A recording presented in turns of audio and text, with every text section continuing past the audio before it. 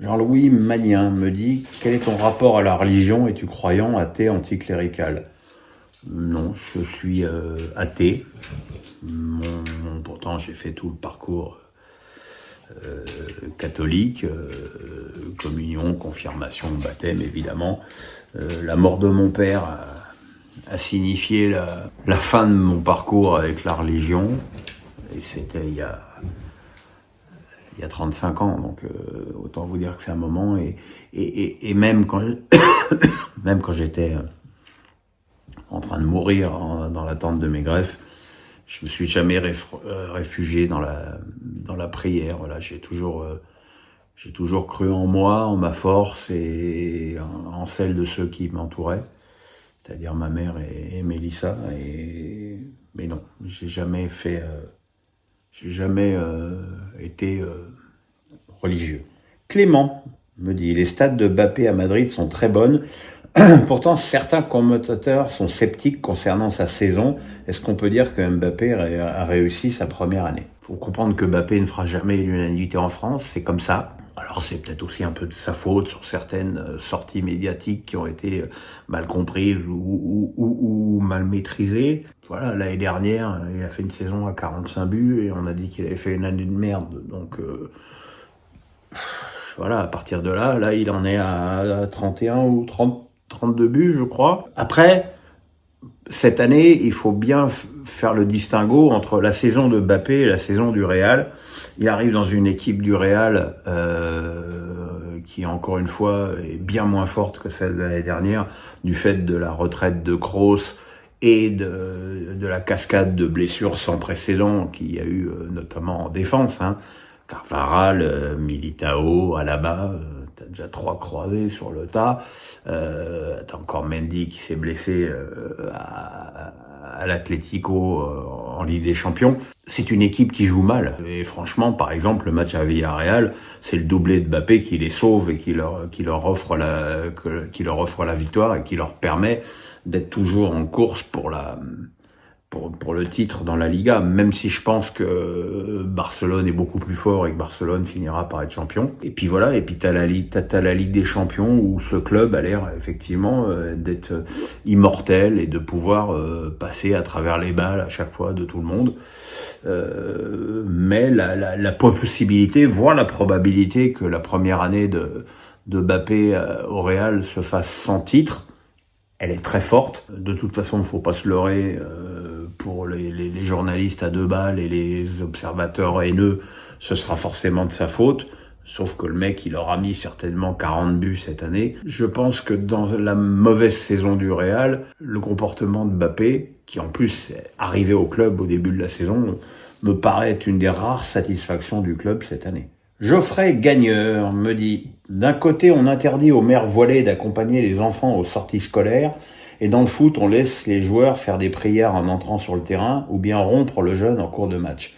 N'y a-t-il pas un problème de cohérence ?» Alors je rappelle que la rupture du jeûne est interdite, normalement, je dis bien normalement, dans les règlements de la fédération. Moi, ce que je trouve dans cette histoire de rupture du jeûne, c'est qu'on n'est pas obligé de communiquer sur tout. On n'est pas obligé à chaque fois d'édicter une loi. Je veux dire, qu'est-ce qu'on en a à foutre qu'un mec aille casser son jeûne en allant sur le bord de terrain, boire un petit coup et manger 2-3 dattes ou une barre vitaminée. Franchement, quoi.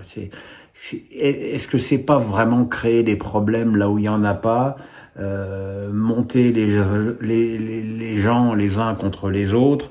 Après, quand tu parles de l'interdiction aux mères voilées d'accompagner leurs enfants aux sorties, c'est un autre problème sur lequel j'ai pas envie de m'exprimer parce que c'est pas mon rôle et c'est pas mon cœur de cible. J'ai mon opinion, mais là, pour le coup, je la garde vraiment pour moi.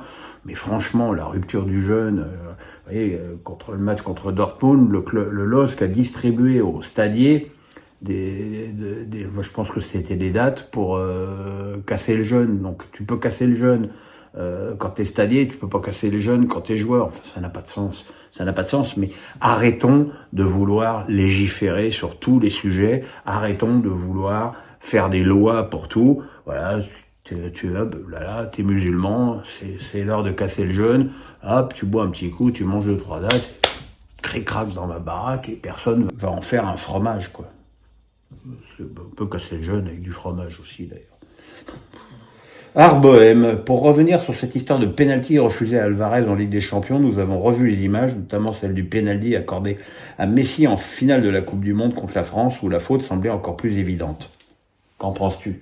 Oui, il est évident que la double touche de Messi était beaucoup plus évidente contre la France que là. Le tir au but de Messi ou le penalty de Messi, je sais plus si c'était dans le match ou dans la série, aurait dû être annulé, comme le tir d'Alvarez. Alors il y a eu le lendemain un gros plan zoomé où on voit effectivement vaguement une double touche, mais toujours est-il que c'est l'arbitre qui a demandé à la VAR de vérifier s'il n'y avait pas une double touche. C'est en aucun cas les joueurs du Real, qui en plus n'ont pas le pouvoir, qui ont demandé à ce que ce soit contrôlé. C'est un épiphénomène, c'est pas... Moi je pense qu'il a touché 2 fois le ballon, mais après... Effectivement, ce qui est extrêmement maladroit, c'est que l'UEFA dise qu'ils vont se pencher sur ça pour voir si ce sera pas finalement pas autorisé à l'avenir, parce qu'effectivement, le faire exprès, ça, faut quand même être balèze. Hein.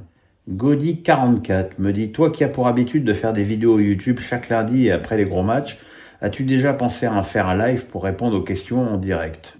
Oui, j'y pense, mais encore une fois, techniquement, je sais pas le faire. Il faut que, avec Manu qui m'aide à faire cette chaîne, il faut qu'on se penche sur le problème. Manu, il faut qu'on se penche sur le problème.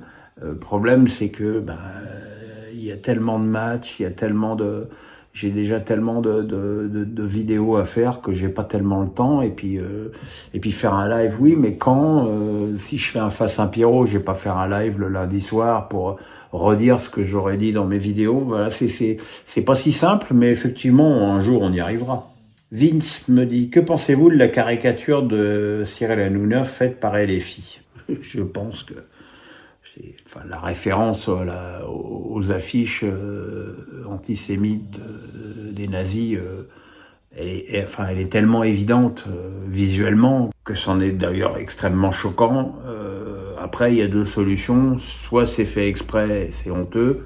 Soit c'est fait pas exprès et c'est scandaleux d'incompétence. De toute façon, le malaise au sein de la LFI est patent, sauf Jean-Luc Mélenchon, qui évidemment en profite pour insulter le journaliste en face de lui, alors que le mec il pose juste une question qui me semble pour le coup extrêmement légitime. On va mettre de côté le fait que ce soit volontaire ou involontaire.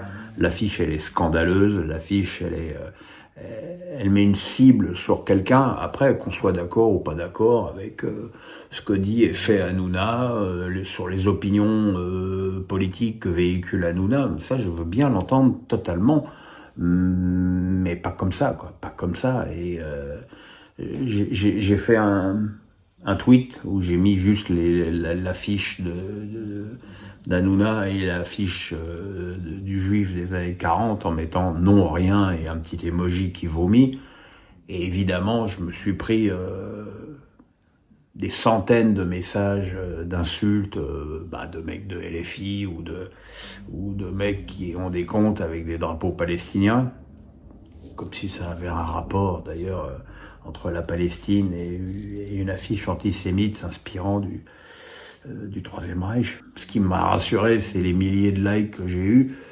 Voilà, je pense qu'au contraire, il devrait y avoir une sorte de consensus pour dire que cette affiche était absolument scandaleuse et totalement déplacée. Pépito me dit, est-ce qu'on ne serait pas en train de sous-estimer Aston Villa, où Unai Emery sera revanchard et on connaît son historique en Coupe d'Europe, Séville, et Martinez ne réussit pas beaucoup au club français. Je vois pas bien qui sous-estime Aston Villa, surtout, quoi. Effectivement, bon, on va le dire, mais j'avais effectivement dit la même chose au moment de la demi-finale contre Dortmund. Ce sont des équipes qui se sont hissées à ce niveau-là et donc qui méritent le respect de tous, parce que, qu'on le veuille ou non, Aston Villa est en quart de finale de la Ligue des Champions. Et derrière, mais c'était pareil pour Dortmund, et j'ai dit, mais effectivement, là aussi, avant le match, je peux te dire que c'est quand même mieux de jouer contre Aston Villa que contre Arsenal, le Barça, le Real ou l'Inter. c'est une évidence biblique. Le fait que ce soit plus facile ne veut pas dire que c'est facile. Je pense que ce sera un match délicat à Birmingham. Après, à l'extérieur, Aston Villa fait pas toujours des performances extraordinaires. Je pense que ce sera important pour le Paris Saint-Germain de faire la différence au match aller. Mais je pense pas qu'il y ait tant de gens qui surestiment ça, qui sous-estiment à ce point-là Aston Villa. El Farah me dit, le groupe Canal a fait le choix de diffuser le match Liverpool-PSG sur Canal Foot plutôt que sur Canal+. J'ai trouvé cette initiative très limite car c'est un club français et que beaucoup de personnes n'ont pas les moyens d'avoir un bouquet, surtout que Canal+ diffusait Atlético Real le mercredi. Alors, je voudrais pas dire une bêtise, mais il me semble que tous les mardis, le match principal est sur Canal+ Foot et tous les mercredis, il est sur Canal+. Donc, dites-moi en commentaire si je me trompe, mais il me semble que c'est comme ça que ça fonctionne à Canal. Après, il faut pas être naïf, hein. Canal paye 480 millions les droits télé des Coupes d'Europe. C'est pas une entreprise de charité. Ils sont là aussi pour faire de l'oseille. Ils essaient de rentabiliser leur investissement. Je pense que c'est pas difficile de les critiquer à ce niveau-là.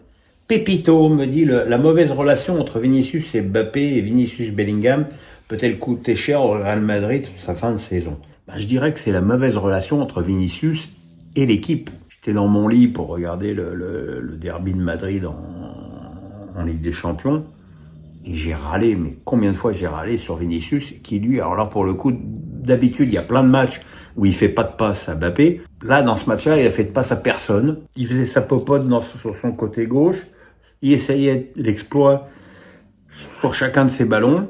Et il s'enferrait dans des dribbles. Et effectivement, Mbappé qui a l'air quand même d'être très posé dans son attitude au Real, même s'il a hurlé sur Arda Güler sur le dernier match, à juste titre d'ailleurs. Il ne dit trop rien, effectivement, avec Bellingham, ça a chauffé plus d'une fois.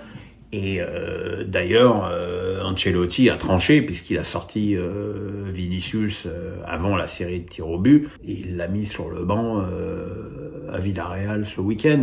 Je pense qu'au-delà de ses performances vraiment en baisse, l'attitude globale de Vinicius c'est un problème dans cette équipe et je pense que le Real va certainement chercher à le solutionner à la fin de la saison d'une façon ou d'une autre.